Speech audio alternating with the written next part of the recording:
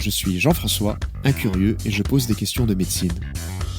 Bonjour, je suis Diane de la Clergerie, je suis médecin et le plus important pour moi, c'est de pouvoir aborder ici tous les sujets de santé sans aucun jugement.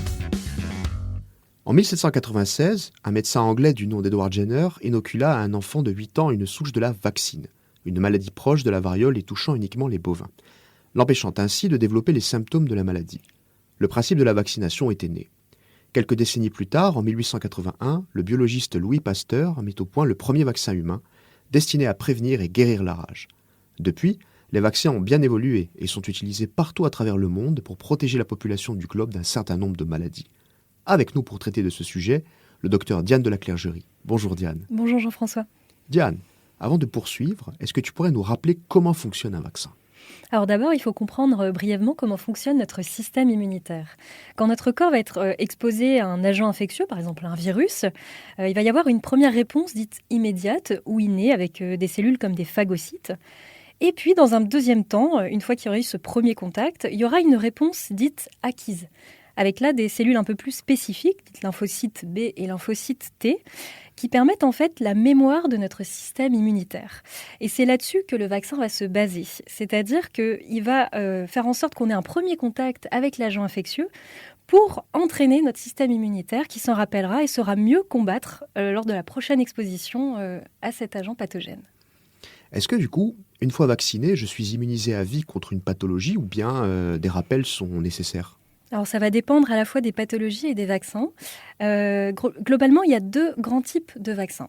D'une part, les vaccins dits vivants, où en fait on va avoir l'agent infectieux dont la virulence a été un petit peu atténuée, mais qui sont quand même des vaccins un peu costauds. Et souvent, il n'y a pas besoin de rappel.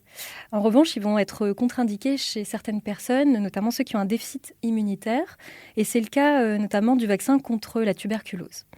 Vous avez aussi, deuxièmement, les vaccins inertes, qui, eux, sont préparés avec des agents qui ont été inactivés ou simplement quelques composants infectieux. Donc, ils sont un petit peu plus faibles, entre guillemets, et souvent, des rappels vont être nécessaires. En revanche, il n'y aura aucun risque chez les patients présentant un déficit immunitaire.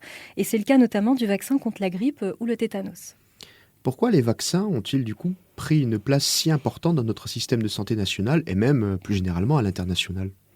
Tout simplement parce qu'ils ont fait preuve d'une efficacité incroyable, c'est-à-dire qu'on a réussi grâce à eux à éradiquer certaines maladies. Et l'Organisation mondiale de la santé a signalé en 1980 qu'on avait réussi à éradiquer totalement la variole sur toute la surface du globe, ce qui est quand même assez incroyable. Et puis à l'échelle de certains pays, comme en France, on ne trouve plus de poliomyélite ou de diphtérie grâce aux vaccins.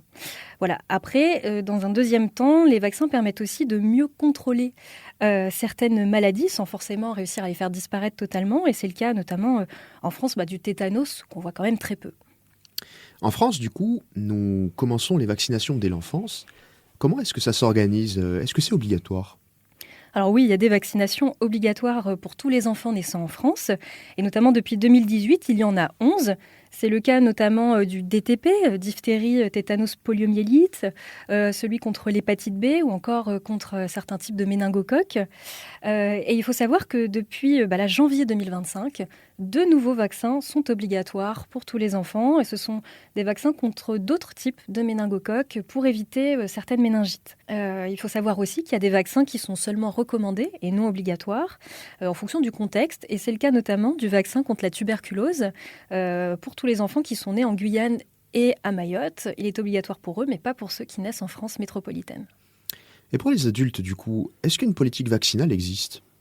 Alors bien sûr, tout au long de votre vie, vous avez des vaccins qui sont recommandés.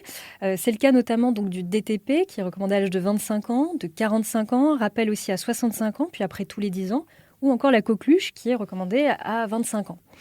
En revanche, après, pour tout le reste, ça va dépendre aussi énormément du contexte. C'est-à-dire qu'en période d'épidémie, on va vous conseiller de faire le vaccin contre la grippe ou la Covid-19. Si vous voyagez en zone d'endémie, il faudra peut-être faire le vaccin contre la fièvre jaune.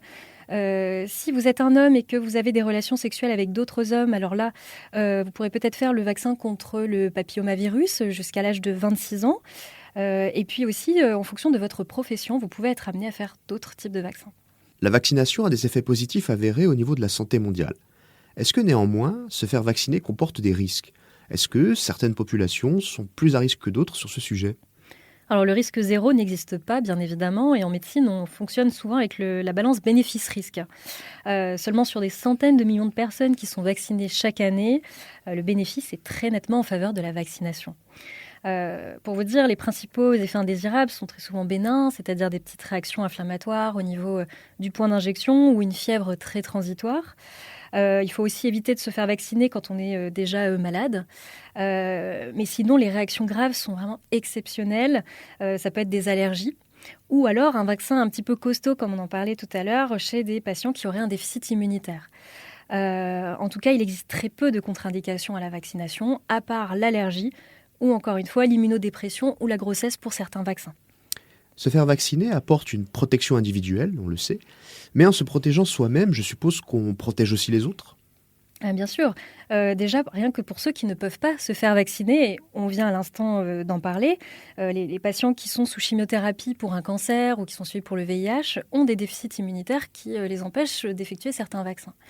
Et puis, les femmes enceintes ne peuvent pas non plus effectuer tous les vaccins. Et puis, vous avez aussi les nourrissons, par exemple, qui n'ont pas forcément eu le temps d'effectuer tout le schéma vaccinal et qui ont besoin qu'on les protège.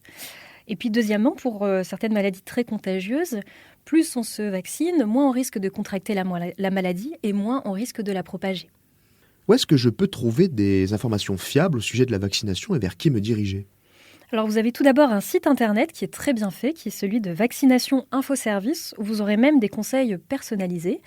Et puis vous pouvez aussi évidemment vous informer auprès de votre médecin, de votre pharmacien, d'une sage-femme, encore d'un infirmier.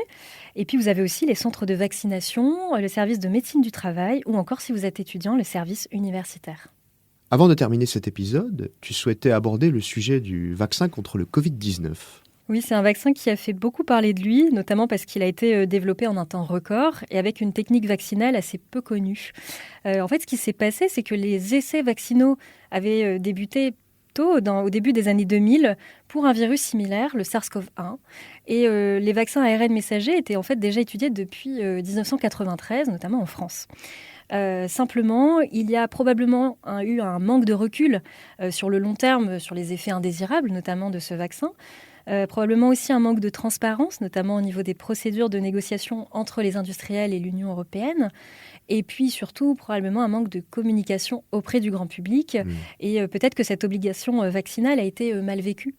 Voilà, donc en tout cas, c'est important de vous informer, douter un petit peu, mais sans tomber forcément dans l'obscurantisme. Et sachez qu'aujourd'hui, on a beaucoup plus de recul sur la sécurité du vaccin et qu'il y a même des avancées très prometteuses puisqu'on a un vaccin nasal contre la Covid-19 qui a été administré pour la première fois ce mois-ci. Il est désormais temps de conclure cet épisode sur la vaccination, qui fait partie d'une des plus grandes découvertes scientifiques et médicales à l'échelle de la planète. Nous pouvons donc être fiers en France d'en avoir été les précurseurs. Comme il s'agit aussi d'un sujet de santé publique majeur qui a tendance à susciter de nombreuses polémiques, nous espérons que cet épisode aura été informatif. Merci beaucoup Diane pour les éléments apportés. Merci Jean-François. Nous nous retrouverons dans 2 semaines. D'ici là, bonne journée à tous et prenez soin de vous.